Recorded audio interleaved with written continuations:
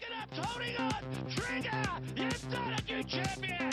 Speak it up, wins. Goes to the lead. John's going to take out the Dudley Justice.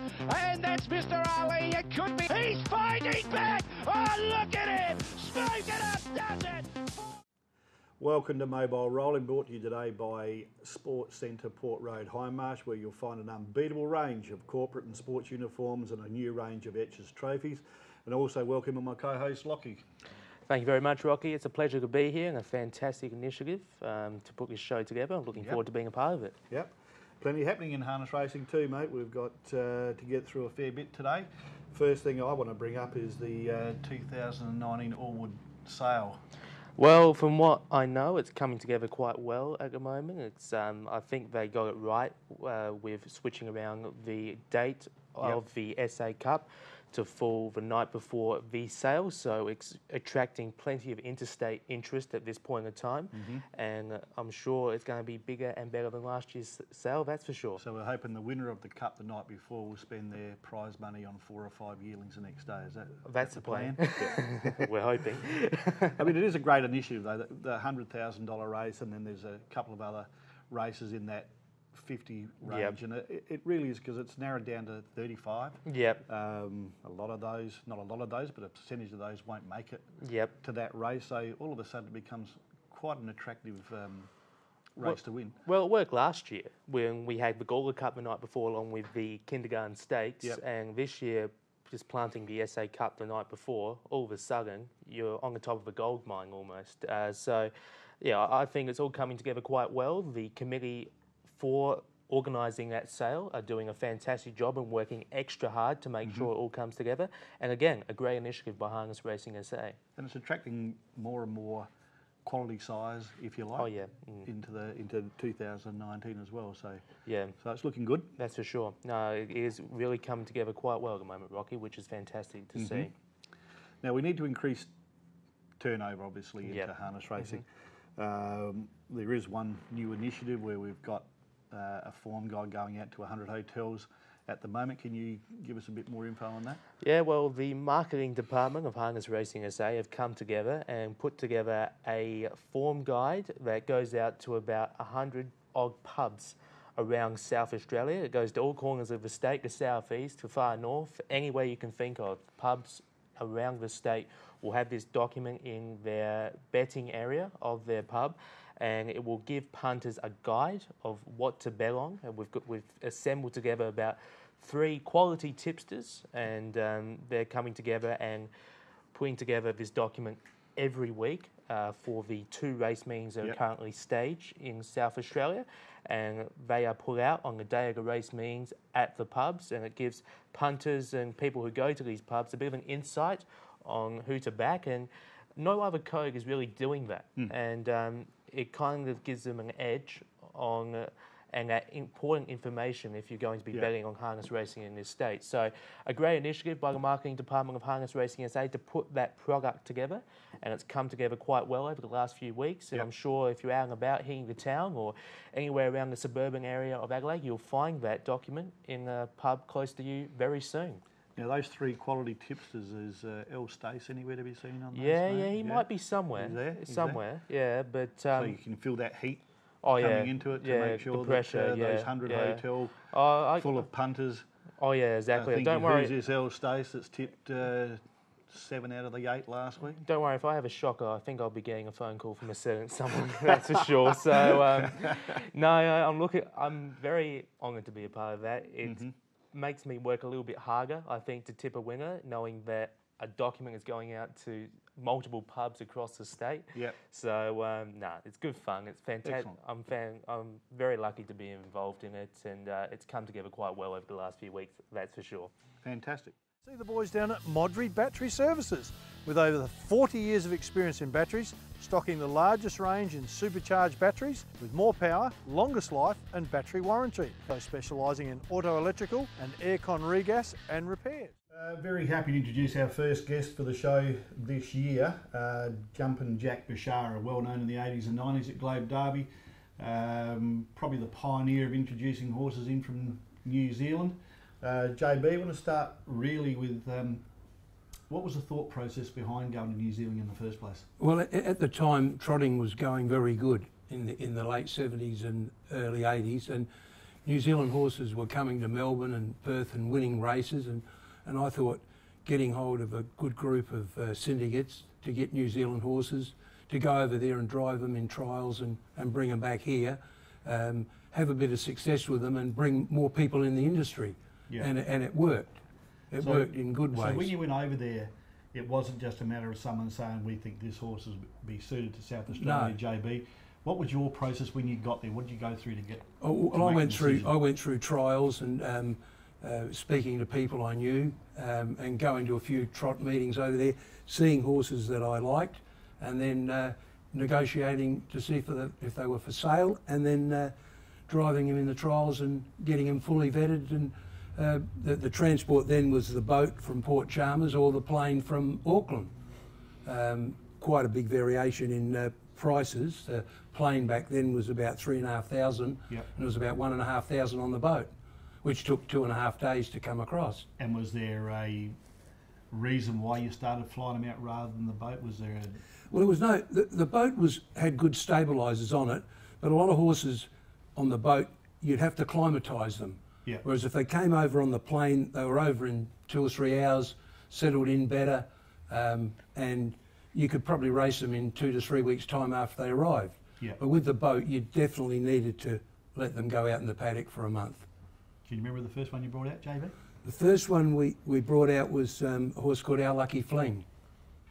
And he did a real good job. And none of the horses were very expensive over there back then. Yeah. You could bring a horse out for 4 or 5 grand, 1,500 on the boat, or if they had the money, they'd fly it out. So for under 10,000, you got a reasonable horse that could win at Globe Derby and win their money back, and then they'd get another one.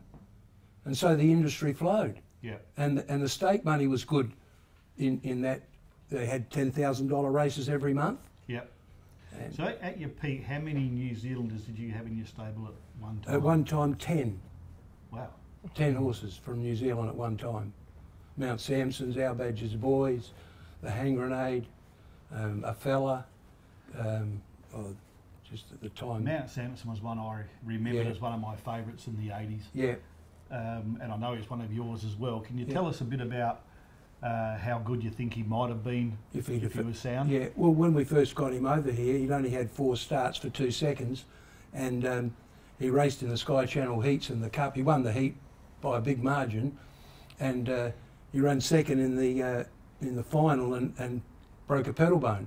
So he spent about 12 months or more out in the paddock, brought him back in, and then he proceeded to win 11 races, about 8 of them at Globe Derby on a Saturday night, including 3 $10,000 races. Wow. He raced in the heats of the Mildura Cup and was really never sound. He was always an attention horse with leg problems, and luckily the beach was there, so we could save him and keep him flowing. Yeah. But he was a great horse. He could have went to a lot further. Yeah. And then there was another one of the favourites, the Hand Grenade. Well, the Hand Grenade, yeah, he was bought in the sales in New Zealand. He was by a smooth fella out of Biblical, well-bred family. Yeah. He come here, he got broken in.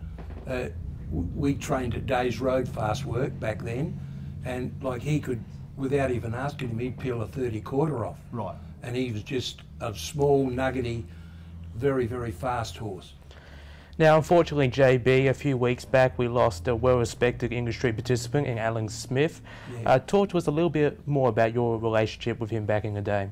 Well, when I grew up, I was born and bred in Semaphore Park, so we had Colin Hayes one side and Albie Holbert on the other side, had Alan Smith down on Bower Road, Lenny Smith, Jackie May, we had Jackie Woolett, we had legends down there, so we automatically got to know one another. And Alan used to take a big cart down to the beach with 5 horses at a time, and it was an amazing effort how he done it, because Bower Road's a busy road and there's a big roundabout up the top, and he would just go down at 5 in the morning, do 2 trips down on the beach, come back and get more, and he was a good horseman, a good horseman. I have crossed the road at Bower Road with you on occasion, JB, when I've had the privilege to work a couple of your horses along the beach. It is a bit of a frightening. It is 20 metres to get across there with the people taking your life in their hands. Oh. But back when you were there, JB, to me, you're a loss to the industry. That's the thing that disappoints me the most, that we don't see John Bashara in the trainers' names anymore. You've got so much knowledge to give to all the participants. Do you miss the involvement on a day-to-day basis? You miss it, Rocky, because the area is just overcrowded now with new homes and cars parked in the streets, so you can't get down the streets to the beach. They closed one entrance off. They just wanted us off the beach. Yeah. And it's now 6 horses down there. And is that the reason why you don't train anymore? It is the main reason. Yeah. It's too dangerous. Yeah. And to float every day is not the proper thing. Yeah. To take your horses in the float every day out to Globe Derby, it's not the done thing. Yeah. Horses don't like being in the float 7 days a week. So you're still an astute follower of the trots. I know I see you regularly and pop down every now and then, and your knowledge of individual horses, trainers, drivers is fantastic. Is there a way forward in the future that we can see you being involved in some kind of role, mentoring role, anything? If there was an opening for something, I'd always be. Now I'm 72 now. Is that all? Yeah, that's all. And if there was an opening somewhere on the line and the position was there, or if for any help, I'd always be free. Yeah. Always. It's born and bred in me. Yeah. Well, thanks for coming in, mate. It's always a pleasure. I'll no doubt pop down for a cup of tea anytime. and a cake in the next couple of weeks, JB. And definitely. Pick 15 winners out of 15 races again like we usually do. And be great to see you again. Thanks for coming in. Lovely to have it. Thanks very much. Hi, I'm Darryl Hall from Tyre Powered Cheltenham, where you get the buying power of a huge range of tyre brands.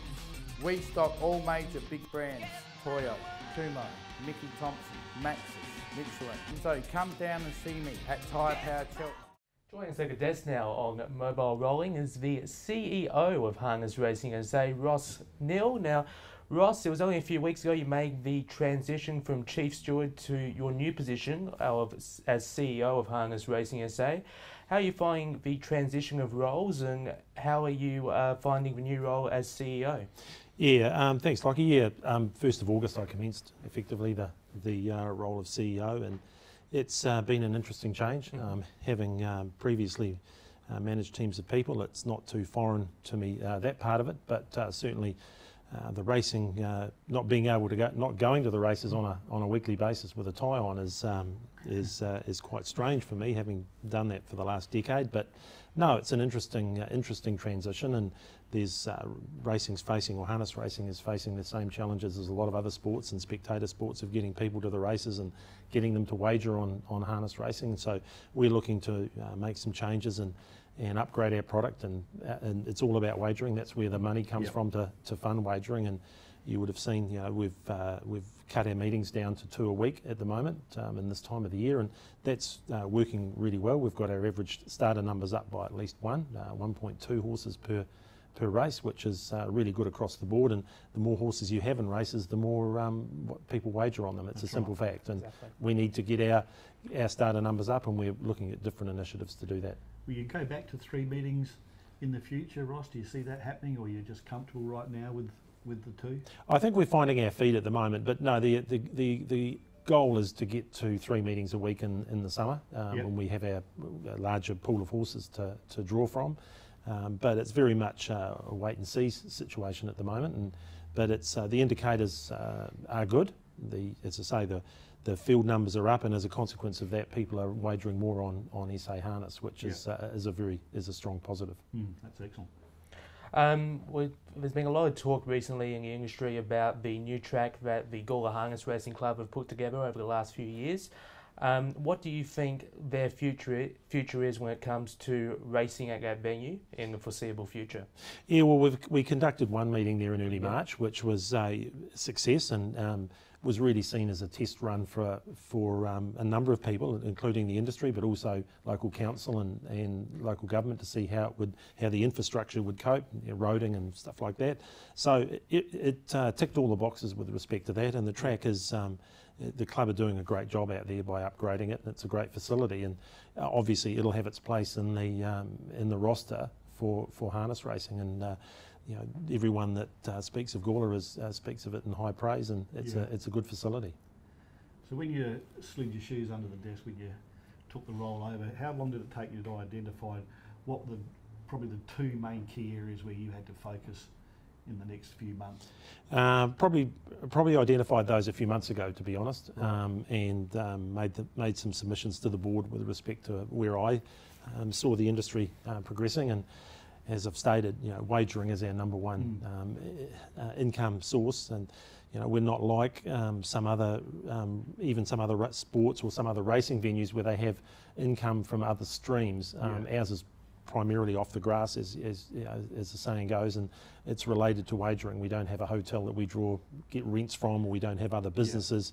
We don't lease out the middle of the track that we enjoy an income from. So that's the primary factor, and it's looking to how we can potentially increase that wagering dollar and get the biggest share. Bearing in mind that 20 years ago, all people had to wager on was horse racing, effectively. That's right. And now sports racing is coming in, and sports betting, it takes a big chunk of the wagering dollar. And sports that were unheard of, effectively, in places like where I'm from, New Zealand or Australia, like basketball being the number one sport that people like to wager on, you would never have thought of that 20 years ago. So it's the battle is to stay relative and relevant in the industry.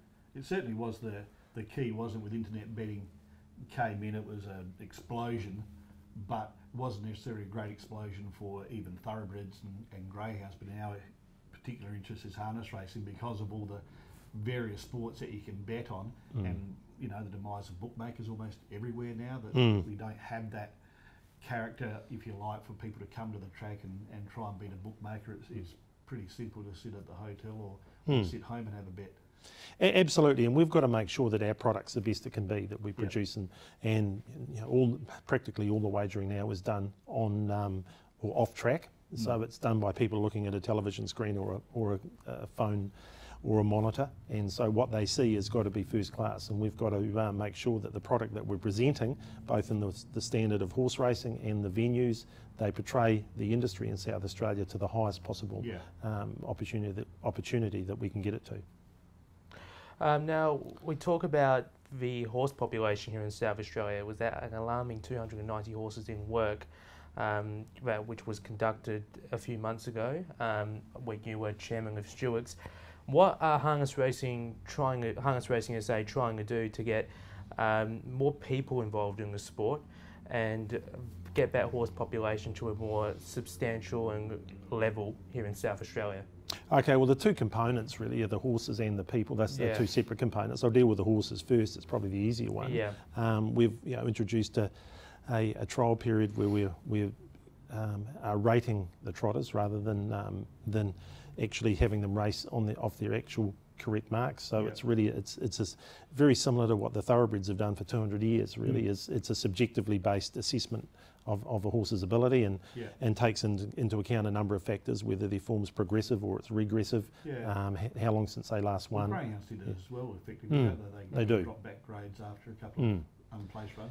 Yeah, so we're looking to, we're going through the process during September of finding the horses, rating points, and then hopefully that'll translate into opportunities for horses to come from interstate. So there's a number of, one of the biggest bugbears that horse harness racing has at the moment, there are a number of horses out there that are competitive, that can run a good time, but they're not earning any money. So it's being able to translate that situation into actually earning for horses. So, take for example, there might be a trotter in Victoria that's won a number of races and on a long mark, but that form may have been gained 2 or 3 seasons ago, and while the horse is still competitive, it may have lost 5% of its edge, but it's penalised for its historical performances. So we're looking to make some changes in regard to that. So if someone rings us up, one of the local trainers says, hey, I'm looking to buy or lease a horse from Victoria, this is its current assessment, where do you see it sitting in our scale? It may be here, it may be down there. They can then, if we give them that where we see it rated, then they can make a subjective or an objective assessment of whether they buy it or take it on or not. So hopefully that goes to some way to increase our horse numbers. We're looking at our scheduling of where we program our races during the year. Some of them are, the better races are running at the wrong time of the year, or the worst time of the year. So we're looking at all those things to try and increase our horse numbers. And people participation, well, we've just got to get out there and put some schemes in place that we can attract more people into the industry. All right, mate. Well, thanks very much for coming in. We could talk for hours. We probably could. But, yeah. We can do this regularly as well to find out what's going on and initiatives that are happening at Globe Derby and throughout the state to make sure we get people involved in the game. It's not so much getting them back to the track. They'll come if they own a horse, I reckon. So Absolutely. Good luck. No worries. Thank you. Hi, my name is Peter Godric, Director of Cabinet Tech. We specialise in domestic general household cupboards. Commercially, Cabinet Tech has the ability to manufacture all detail types of work, including 2-pack paint finishes, solid timber, stonework, stainless steel, glass and upholstery. Please contact us on phone 8447 1400. Thanks for staying with us, and also thanks to our guest Ross Neal, the CEO of HRSA, and legendary John Bashara. We'll close out the show with a preview of the next 2 meetings coming up. In our efforts to do our bit to increase the turnover at Globe Derby and Port Pirie in the next 2 meetings, Lockie. We'll start with race 1 at Port Pirie on Saturday night. Any selections there? Interesting race, this one. Yep. I say this every week, but the first race on a Saturday night, whether it be at Port Pirie or Globe Derby, is always the best race of the week.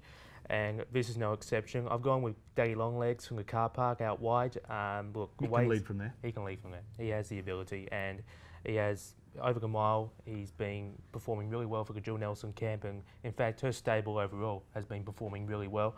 To beat home, any suggestions? Who's been racing consistently lately from ordinary draws? For Ferg, I've put number 5, Top Notch Mac, who had a strong win at Mildura at Bolter Ogs on a few weeks back on the Thursday night. And for 4th, I put number 9, My Mate Tomo, who's second run back from a spell but is always around the mark, and is Port Pirie leading his horse. And then sort of faded off. I'll go with you. I think Daddy Longlegs has a chance to win 3 in a row. Yeah, agree. Race 2? Race 2, interesting race this one. Again, a very competitive and tough race to pick. For first, I put number 5, Reflective, who's been racing consistently lately, and with Wayne Hill and the sulky, and the way Wailing Hornhart's stable has been performing overall, I find him very hard to beat in this race. To beat home number 3, Manly Mac, who was unlucky last week against Mahi Major, just didn't have the gate speed early on to match Mahi Major. Tonight, it's something different because Mahi Major will be off the second row, drawn 10. I put him in for 3rd, and Bro Hart for 4th, who's been racing consistently as of late. Yeah, I think it's going to be a good race at the start. I think Reflective will go forward, Bro Hart will go forward. Manly Mac will find the fence at some stage, whether he's 2 or 3 back is another thing. And Marty Major is in super form. Wayne Hill is he's on fire at the minute, by the way, and he's getting horses out of the gate. I think Reflective will be the one that finds the fence first, and the straight will be a really, really strong contest. I'll go with Manly Mac to win this one from Marty Major and Reflective. Race number 3. Now, this is another interesting race with plenty of chances, but I've gone for one off the front here, Make Mine Joe. Hasn't won in a while, but I love the draw. Ken Rogers in the sulky, and Saab Magic and Maywin Zephyr both coming off the second row in this race. So I've gone Make Mine Joe purely based off the draw. I think he'll find the front quite easily, and will be hard to catch once he does that. For second, I put number 10, Saab Magic, who came home well last week. Maywin Zephyr, an honest horse who's been racing consistently as of late, but I don't think he's adjusted to the Port Pirie track that well. And for 4th, I put number 6, Crazy Dave, who's always around the mark. Okay, I will go with Saab Magic. He's been one last chance. I thought his last 2 haven't been at the top of his game, but I'll go with Saab Magic because I do think there's a bit more speed on the front. I think Saladin Reba will try and go forward as he usually does. Cheers Big Ears and Make Mine Joe, so I'll go with hope for the speeds on and Saab Magic can get over on Saturday night. Race 4, I've come across my best bet of the night, Scroll. Makes a slightly easier field here off the second row from the inside, and looks the one to beat. For second, I put number 3, Al Gran Torino, who was unlucky last week, got cleaned up by Sovereign Bay and on the Monday at Globe Derby, and has been racing and coming home quite well as of late. For third, I put number 8, White Star Steffi, and for 4th, number 4, Baglands Ginger, 2 horses who are always around the mark. Yeah, I'll go with you there. I do think that Scroll is one of the best bets on the program. Race 5, Reggie Major in his new stable, second run for his new stable, looked basically like a new horse when racing for Wayland Hornhart that first start a few weeks back. I put him on top from gate number 12. I think that's the only turn off. Second, number 5, Major Sharky, who First race start had his first win and hasn't really met that form since then, but with Danielle Hill and the sulky off the front, looks dangerous. Third, I put number 11, Tooling Artemis, who was a winner on Monday at Globe Derby, but has his second row draw to overcome. Yep. And for fourth, I put number 6, My Valoroso, who's always around the mark, returning from a spell tonight for Cadale Affleck stable. Yeah, I tend to agree with you. I like Ready Major. I also like the run of Tooling Artemis on Monday. Yep. And I'm curious to see how On the Mighty Judd goes first up as well. For sure.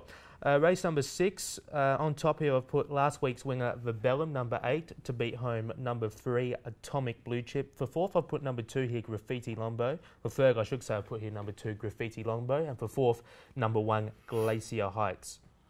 Yeah, tough race this one. It's not a lot of consistency in the field, bar Atomic Blue Chip, who's been around the mark, but I'm happy to go with Ryan Source. I think Lady Danger can win this one. And race 7, this is an interesting race, the last race. Again, I've gone for a little bit of value here with Ultimate One. He's been racing from tougher draws as of late and hasn't really been able to work into the race. Tonight he's off the front draw, yep. And he looks like he could pull a fast one here. Run Rabbit Run, former Victorian pacer, now with Paul Fitch. I've put him for second. His form in Victoria has been solid. For third, I put number 5, Jack Michaels, who's been racing extra consistently as of late and has been entering a win column a few times as of late as well. And for fourth, I put number 7, Lone Shark, another one worth a value chance. Trialled well last week at Globe Derby and is returning from a spell. I do tend to agree with you there again, mate, but I do like Jack Michaels from a 5. It led on its ear on Monday from a similar draw. I think if he finds a top, he'll be very hard to beat. If everything goes his way with that horse, he's always very tough to beat. You're right. We're off to Monday. Monday afternoon. Now, this is an interesting one. Race 1 is the New Spot Motor Group Trollers Handicap. Now, this will be an interesting race here. A lot of horses with ability. Illawong Pepper off the front. We also have Sun Valley Road as well and Stewie D. I'm looking and I'm favouring Stewie D here off 10 metres. He has been unlucky his last few starts and did gallop 2 starts prior. But I think he'll hit form again off the 10 metre handicap to beat home the 7 Sun Valley Road, who galloped last week, but I think he can return to form. For third, I'll put number 3, Illawong Pepper, and for fourth, number 5, Regal Deception. I'm going for Regal Deception to win this race. I've liked his form the last couple of starts. Stewie D, I thought, barring last Monday, I thought the 2 runs before weren't at the top of his game, but he certainly ran very well for fourth last start in a very fast race. But I'm happy to stick with Jake Webster with the Regal Deception in the first. In race 2, we've got Better Go Hurry, a former New Zealand pacer, having his first race start in 2 years, but has trialled exceptionally well at Gawler and Globe Derby. Looks hard to beat from gate number 3. I've put him on top to beat Springfield O'Flynn. A few runs for the new camp in the Aaron Bayne stable. Has shown improving signs, and I think he'll be around the mark again on Monday. For third, I put number 6, The Octagon, who's never far away. And for fourth, I've gone the inside runner, Cora Jacker. Yeah, the same. The Better Go Hurry's trial form has been terrific. Springfield O'Flynn, he just needs to draw 1, 2 or 3, and I think he's a good price. And for third, maybe Cora Jacker will get a cheap run along the paint. Race number 3. Again, this is a very evenly matched field here. On top, I've put number 3, Blurg Lines. At his best, should be beating this class of horse. Does have the gate draw and does have Danielle Hill, the best driver, and to stay on him. So I think he looks hard to beat in this one. For second, I've put number 4, Bet the Limit, for the Paul Tonkin camp. He's always around the mark and he has been improving as of late. And Paul Tonkin really knows how to get horses going. The amount of work he does for the Aaron Bayne stable is exceptional. For third, I put number 7, Pulling Head. Can show gate speed and is never far away for the Megan G stable. And for fourth, I've put number 2, Leggy Azalea. If it doesn't break and everything goes his way, he's never too far away chasing him down. Yeah, it's my roughie of the night. I think Lady Azalea's dropping back in class and find the fence pretty quickly. Bet the Limit will come out hard. Blurred Lines last start came home really hard. Tough race, but I'll just go with a outsider and go with Lady Azalea. Race number 4, another tough race on the program. We've got All Hail Caesar out wide. Has raced against tougher horses over the last few weeks. Kayla Hurricane the sulky this time. I think she'll be able to steer him to. I trust her ability to be able to steer him to a win. Yep. And I think he looks the one to beat here. For second, I'll throw in Missy Murdoch, who came home well last week for the Michael A. Smith camp. For third, I've put in ex-Queen of Broadway for the Paul Tonkin stable. And for fourth, number 9, Fibscott, who was never far away for the Jill Nelson camp. Yeah, I'm heading down the path of All Hail Caesar. I think it can probably move forward from 7 and find a spot. Interestingly, its Queen of Broadway goes for Paul Tonkin. I think its Victorian form was certainly strong enough to win a race of this quality, and those two will fight it out 7 from 8. Race number 5, the Claimers. I'm looking at here, the one that jumps off the page for me here is Onga Rocky Beach. Drawn gate 6 off the front, Robbo in the stable, and Shane Young knows how to get his Claimers going, and I've put him on top here. For second, I'm looking here at Bingwa, who's never far away for the Shane Loon camp. Recently changed stables from Warwick to Loon, and he's never too far away, especially with Danielle Hill and the sulky. Yep, I'm the same. On a Rocky Beach, I think, is the bet of the night. Race number 6, this is an interesting race in itself. I've gone reflective here from gate number 3, 2 backing up from Saturday night's run. Again, he looks dangerous here off the front. And Smooth Delight, now with the Lance Holberton stable, has been showing signs of improvement. I'll put him for second. It's an interesting race. Again, Reflected comes out very quickly, and of course Wayne Hill's kept the drive as he does with a lot of Waylon Hornhart's horses. If he was on Smooth Delight, not saying that Scott can't get the horse out as quickly as Wayne, but if Smooth Delight found the top, I think it would be a good bet. But I'm just thinking that Reflected can hold it out. Yes, we'll have a look at race number 7 here, the UBET Pace. Now, this is an interesting race in itself, a big field to go around, the field of 11. On top here, I'm going to go with number 5, That Said, a big improvement last start. I think Wayne Hill will get him off the gate, and he looks for one to beat there from the centre. And for second, I'll put number 10, Quick Changeover, who's never too far away for the Jake Webster stable. And despite the second row draw, should be able to work into the race quite nicely. Yep, I think To the Moon and Back will probably find the fence first. Villa Boy will go forward. Jagged Shadows run last start was pretty handy as well, and I like Jake's horse. I think Quick Changeover has got more than its share of ability as well. So in the wash up, I'll go for the second row and pick Quick Changeover to win that race. In the last race, another interesting race here. There's no real clear pick here in the last race. Off the second row, Easy Gap Boy has ability and again has been improving in his last 2 runs for the Chris Nelson camp. I think he looks a danger here off the second row, and In Good Nick has been racing consistently as well, along with Shaker the Baker as well for the Jeffrey G camp. So, interesting race this one. No clear winner, but if I had to say anyone, I'll go with Easy Gap Boy off the second row. Yep, I think In Good Nick will lead the race on its ear. Easy Gap Boy will get a softer run. Those two I can see fighting out the finish as well, mate. So there we have it, 15 races over the next 2 meetings. I'm sure Lockie's tipped into at least 13 of those, and I'll go along and take his selections as well. So thank you for joining us for the first episode of Mobile Rolling. We'll see you again soon.